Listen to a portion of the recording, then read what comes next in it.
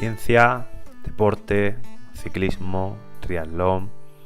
Esto es Training for All, tu podcast de referencia. Bueno, seguimos con el tema, que nos enrollamos, me enrollo y no paramos. Nutrición e hidratación en gran fondo. Gabri, empieza tú, ¿no? Pues bueno, básicamente la nutrición y la hidratación en el gran fondo sigue un poco las premisas que habíamos también en anteriores episodios, como la nutrición en maratón, algo similar. ¿Qué pasa? Que aquí tenemos que ver, y se relaciona muy bien, además de una manera muy bonita, con todo lo que hemos comentado anteriormente. Y es al final que en función del estatus de entrenamiento de la persona y de esas adaptaciones que hemos comentado también a nivel enzimática, van a predisponer a la mejor utilización de sustratos durante la prueba. Las recomendaciones principales en cuanto al tema de hidrato de carbono siguen las recomendaciones que hemos comentado en otros episodios con la recomendación de Jokendrup, de Burke, etcétera. ¿Qué es lo que pasa? Aquí tenemos que ver también la logística y, por supuesto, muy importante, el nivel del deportista. Porque, claro, en función del nivel del deportista, la duración del gran fondo no es la misma. Por lo tanto, las demandas cambian muchísimo. No tiene nada que ver los requerimientos de un finisher, entre comillas, cariñosamente, respecto, por ejemplo, a un ganador de una quebrantahuesos. Un ganador de una quebrantahuesos de por debajo de las 6 horas no tiene nada que ver con gente que está por encima de las 9, 10, 11 horas. Entonces, dentro de esa logística, tendremos que buscar varias parcelas. Por un lado, el entrenamiento del sistema digestivo, como hemos comentado anteriormente.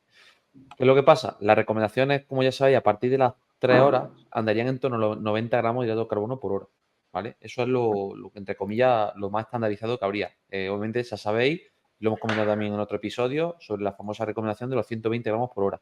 Pues claro, esto tiene sus problemáticas desde el punto de vista de los ciclistas que están en ese perfil tipo finisher tienen capacidad para verdaderamente poder absorber esa cantidad de hidrato de carbono. Pues depende del estatus de entrenamiento y del estatus del entrenamiento del sistema digestivo.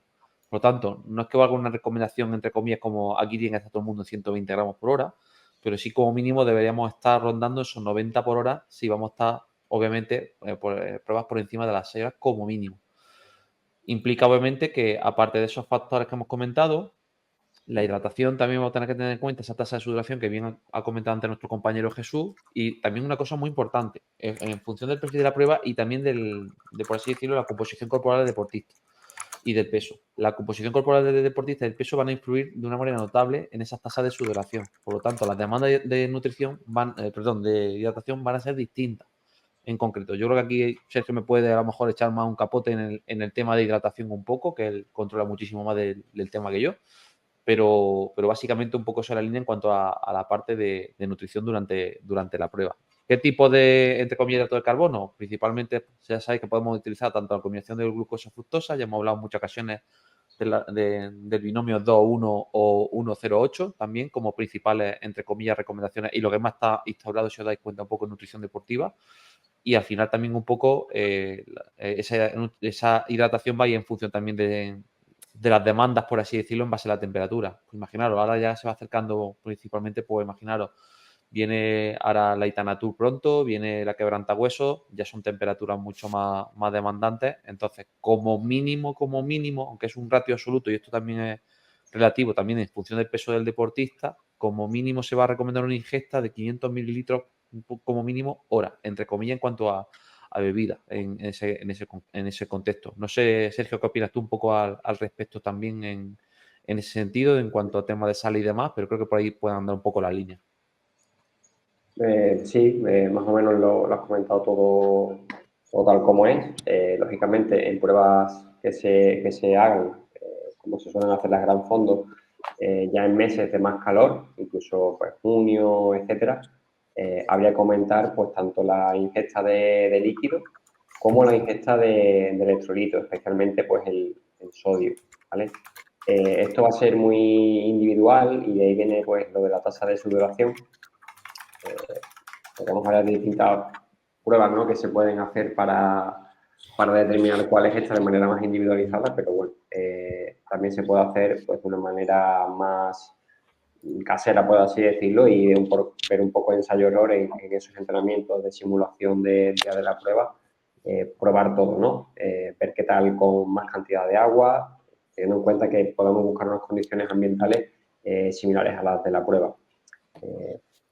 Realmente la literatura científica en cuanto a la ingesta de líquido es un poco ambigua. Hay unas corriente, ¿no? Que decía que se hiciera ad libitum, es decir, según fuese apeteciendo, pero esto nos podemos encontrar tanto casos de gente que prácticamente no bebe y puede caer en un riesgo de deshidratación, lógicamente, como gente que, bueno, por ser el día de la prueba o porque normalmente bebe muchísima agua y por ser el día de la prueba, incluso lo aumenta porque cree que es mejor, también puede caer en riesgo de hiponatremia, ¿no? Es decir, algo causado negativamente, o sea, algo que es negativo y está causado por la ingesta alta de líquidos. Por eso es muy importante, aunque hay que individualizar, pero es muy importante probarlo en los entrenamientos, ¿no?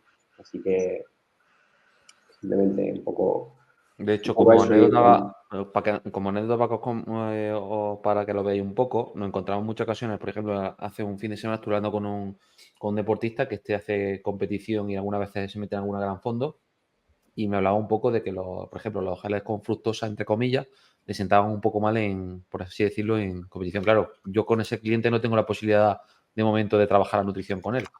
Entonces, en ese sentido, cuando empiezas a preguntar, le dices, oye, pero tú estás tomando la misma ingesta de gel en el entrenamiento. No, yo qué va, yo esto solo lo meto en competición. Y dice, oye, pero ¿cómo vas a meter un tipo de hidrato de carbono que ni siquiera prueba en entrenamiento? O sea, lo más normal del mundo, que entre comillas, si no tienen los transportadores necesarios, no tienen las adaptaciones necesarias a nivel de sistema digestivo para poder metabolizar de una manera adecuada esa fructosa, entre comillas, pues puede ser que tengas problemas intestinales un poco, por así decirlo, pero no porque la fructosa sea per se mala, sí o no.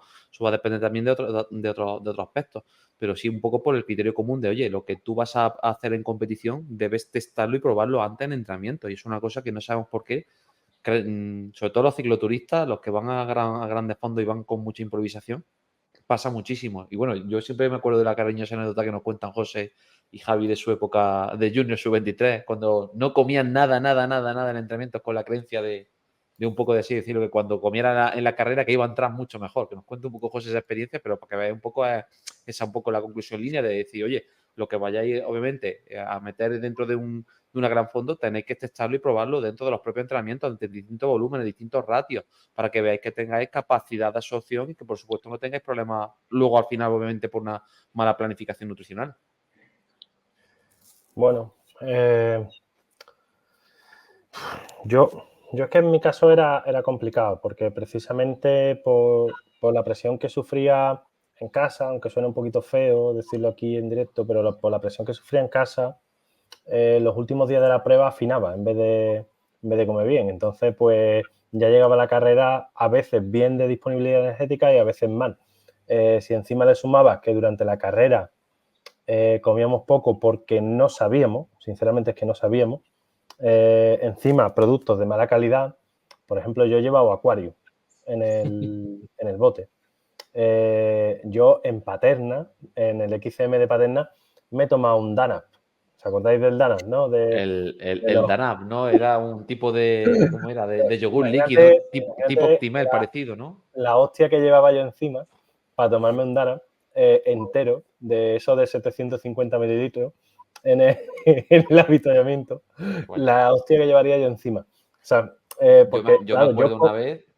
No, comía tan mal que yo era de los que pasaba de ir liderando la carrera a quedar 50, pero del kilómetro 50 al 70. O sea, es decir, yo iba con la moto de cabeza y el primero en el 50.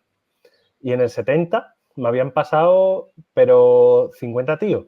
O sea, y era todo mala alimentación, porque realmente mi ritmo yo creo que era sostenible, simplemente que yo llegaba hasta mi límite y cuando llegaba al límite era incapaz de seguir. Pero es que no había cultura de nutrición, ni incluso todo Claro, lo contrario. claro. A ver, pensad que eso era año 2008, 2010, por ahí podía ser, José. Algo más, pero 2013 fue el año que me retiré.